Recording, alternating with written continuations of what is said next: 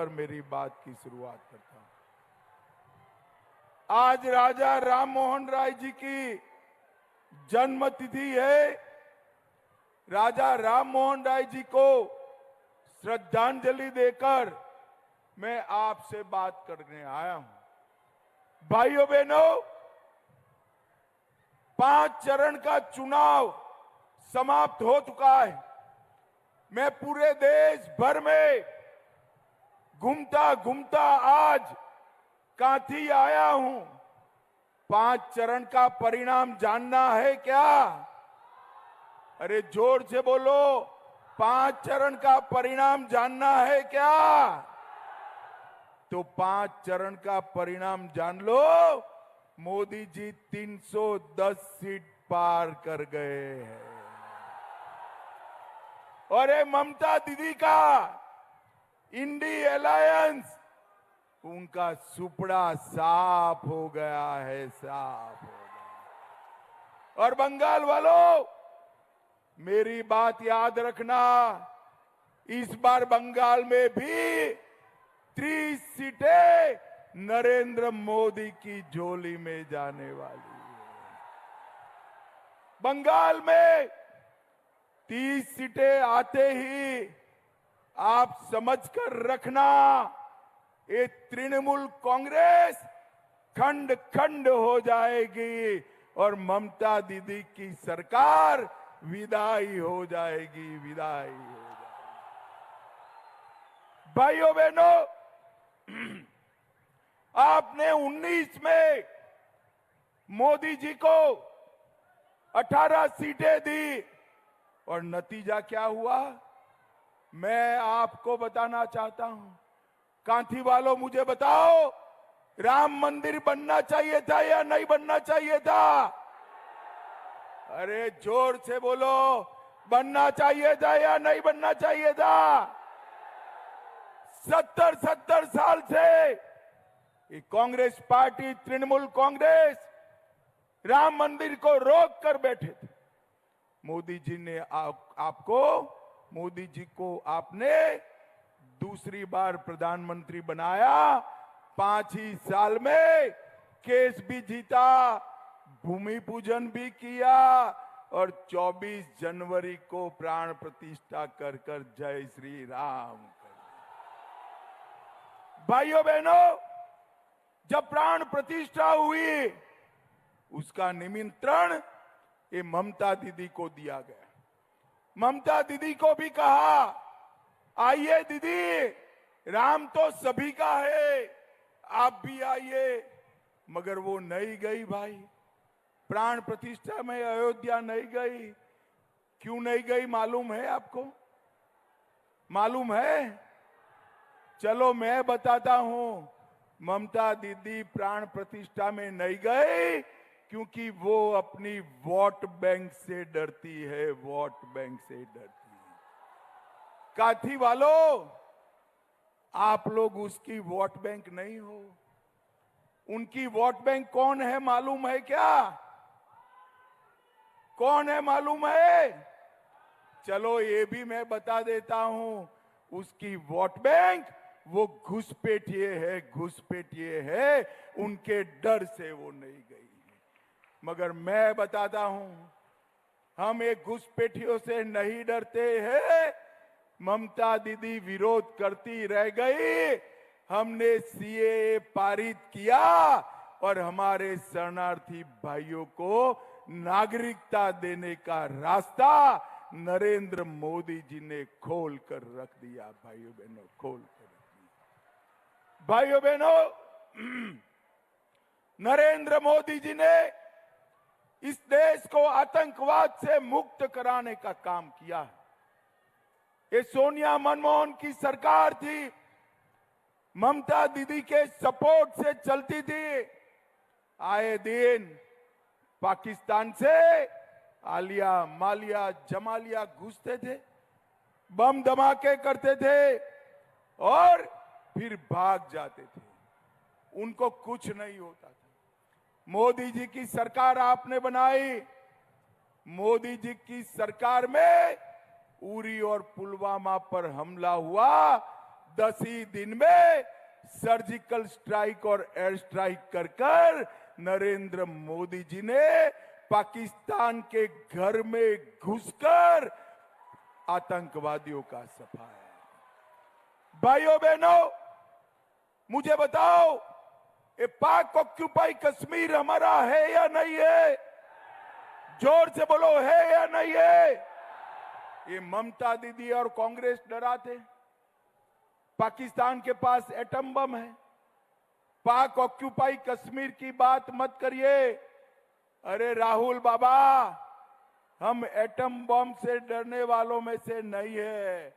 कांथी वालों, आज मैं बता कर जाता हूं, पाक ऑक्यूपाई कश्मीर भारत का है, रहेगा और हम उसको लेकर रहेंगे।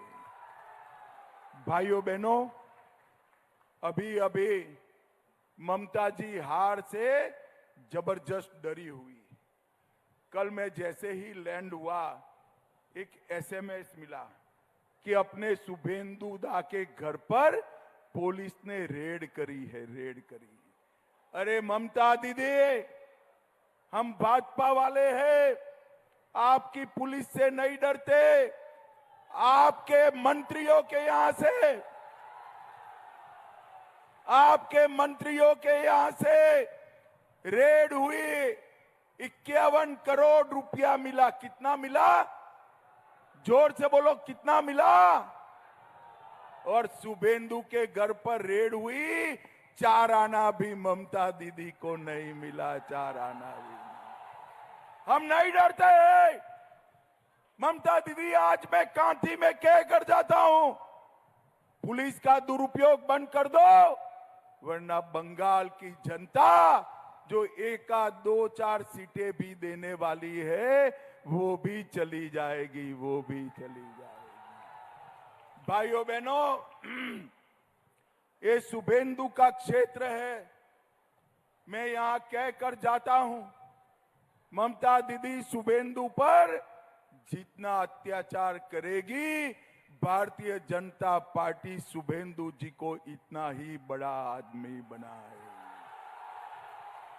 भाइयों बहनों, ये बंगाल में पॉलिटिकल हिंसा ने लोकतंत्र को लगभग समाप्त कर दिया। पंचायत के चुनाव होते हैं, 200 से ज्यादा लोग मारे जाते हैं, मगर कांथी वालों, इस बार मत डरना। 5 चरण हुए, ममता के गुंडे किसी का बाल भी बांका नहीं कर पाए हैं। इस बार मैं आपको कहकर जाता हूं, चुनाव आयोग ने फ्री एंड फेयर मतदान की व्यवस्था की है और हमने चुनाव आयोग के सामने मांग करी है कि काउंटिंग के बाद भी पैरामिलिट्री फोर्स की कंपनियां यहां रहे और लोगों की सुरक्षा करें। भाइयों बहनों, ममता बनर्जी मां, माटी और मानुष के नारे के साथ आई थी और देखते देखते वो नारा मुल्ला, मदरसा और माफिया में बदल गया। आज मैं बताना चाहता हूं, ये बंगाल घुसपैठियों के लिए स्वर्ग बना पड़ा है। बंगाल की घुसपैठ न केवल बंगाल, देश के लिए चिंताजनक है और सबसे ज्यादा नुकसान हमारे बंगाल का हो रहा है। जिस तरह से डेमोग्राफी चेंज कर रही है ममता बनर्जी, ये पाप है, पाप। मेरी बात याद रखना ममता दीदी, वोट बैंक के लिए देश की सुरक्षा को आप ताक पर रख रहे हो। और मुझे बताओ भाइयों बहनों, एक कट मनी बंद होना चाहिए या नहीं होना चाहिए? अरे जोर से बोलो, होना चाहिए या नहीं होना चाहिए? ये भ्रष्टाचार बंद होना चाहिए या नहीं होना चाहिए? ये सिंडिकेट बंद होनी चाहिए या नहीं होनी चाहिए? क्या ममता दीदी कर सकती है? कर सकती है? जोर से बोलो, कर सकती है। केवल और केवल नरेंद्र मोदी के नेतृत्व में भारतीय जनता पार्टी ही कर सकती है। एक बार 30 से ज्यादा सीटें जिता दो, एक गाय की तस्करी बंद हो जाएगी, कोयला की तस्करी बंद हो जाएगी, घुसपैठ आदमी तो छोड़िए, परिंदा भी पैर नहीं मार पाएगा, परिंदा भी पैर नहीं मार। ये माफियाओं को चून चून कर, ये माफियाओं को चून चून कर उल्टा लटका कर सीधा करने का काम भारतीय जनता पार्टी करेगी। भाइयों बहनों, मैं आज कहने आया हूं, ममता के शासन में घुसपैठिए को प्यार है और सीए पर वार कर रही है। भाजपा को ला दीजिए, सीए तो जमीन पर उतरेगा ही, घुसपैठ भी बंद हो जाएगी। भाइयों बहनों, अभी पूरे घुसपैठियों को वोटर कार्ड, राशन कार्ड, आधार कार्ड बन रहा है।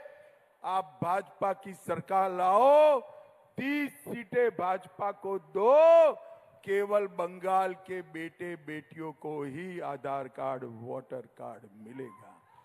भाइयों बहनों, बंगाल में हर प्रकार के उद्योग चौपट हो गए, केवल बम बनाने का उद्योग चल रहा है, केवल सिंडिकेट का उद्योग बन रहा है। मैं आज कहने आया हूं, मोदी जी के हाथ मजबूत करिए, ये बंगाल को सोनार बांग्ला बनाने का काम हमारे नरेंद्र मोदी जी करेंगे। भाइयों बहनों, नरेंद्र मोदी जी की सारी योजनाएं ये ममता बनर्जी रोक कर बैठी है। प्रधानमंत्री आवास योजना, बिहार के अंदर 87 लाख गरीबों के घर बने, बंगाल में सिर्फ 38 लाख। जल जीवन मिशन, बिहार में 96% घरों में पानी पहुंचा, बंगाल में सिर्फ 39%। और आयुष्मान भारत योजना, माताओं बहनों मुझे बताओ, बंगाल के गरीब लोगों को 5 लाख तक का पूरा खर्चा मुफ्त में मिलना चाहिए या नहीं मिलना चाहिए? ये ममता दीदी लाने नहीं देती है। हम बंगाल के अंदर 5 लाख तक का स्वास्थ्य का सारा खर्चा फ्री ऑफ कॉस्ट देंगे। अभी अभी ममता बनर्जी ने कहा, ये सन्यासी जो है हमें हराने का काम कर रहे हैं। भारत सेवाश्रम संघ, रामकृष्ण मिशन, इस पर आरोप लगाया। अरे ममता दीदी, भारत सेवाश्रम संघ न होता, स्वामी प्रणवानंद न होते, तो हमारा बंगाल आज बांग्लादेश में होता। स्वामी प्रणवानंद जी ने बचाया। चुनाव जीतने के लिए त्यागी तपस्वी सन्यासियों पर हमला करने का काम बंद करो, आपको वैसे भी चुनाव नहीं जीतने वाले। कांथी के अंदर शुभेंदु दा और हमारे शिशिर जी ने ढेर सारे काम कराए। रामनगर में मीरगोड़ा नदी पर पुल का निर्माण किया, रानी चक में 4 लेन ओवरब्रिज बनाया, हल्दिया बंदरगाह तक रोड बनाया, रानीगंज बाईपास 410 करोड़ की मंजूरी दिलाई, धर्मा बस स्टॉप का निर्माण किया, एक मेडिकल कॉलेज बनी, 22,000 आवास दिए, तमलुक में 1100 करोड़ से भारत पेट्रोलियम का टर्मिनल बनाया, 18 लाख लोगों को मुफ्त चावल दिया, 60,50,000 माताओं को गैस का सिलेंडर दिया और 2,15,000 घरों में नल से जल पहुंचाने का काम नरेंद्र मोदी जी ने किया है। भाइयों बहनों, आज मैं काथी वालों को विश्वास दिलाकर जाता हूं, आपकी जितनी भी परेशानियां है ना, उसका रास्ता नरेंद्र मोदी और शुभेंदु अधिकारी के हाथ मजबूत करने में।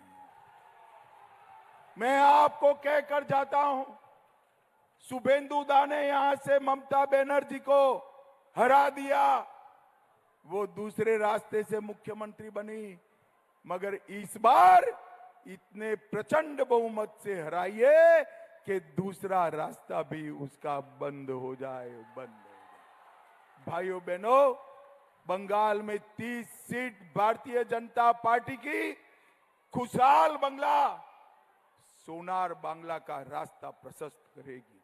मुझे बताइए, मोदी जी को प्रचंड बहुमत से आप जिताएंगे? अरे जोर से बोलो, हाथ उठाकर जिताओगे?